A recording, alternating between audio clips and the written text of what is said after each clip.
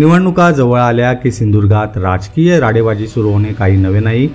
अगदी 1-2 महिन्यावरच विधानसभा निवडणूक येऊन ठेपले।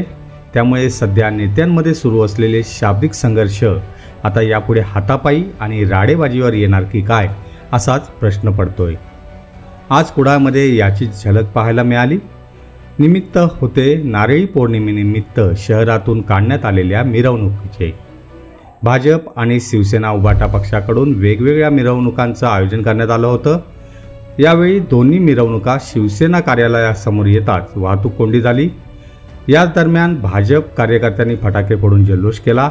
यानंतर दोन्ही पक्षाच्या कार्यकर्त्यांमध्ये बाचाबाची झाली आणि दोन्ही गटांकडून जोरदार घोषणाबाजीही करण्यात आली। मात्र वेळेत पोलिसांनी मध्यस्थी करत दोन्ही गटाच्या कार्यकर्त्यांना शांत केले आणि वेगवेगळ्या दिशेला मार्गस्थ केले।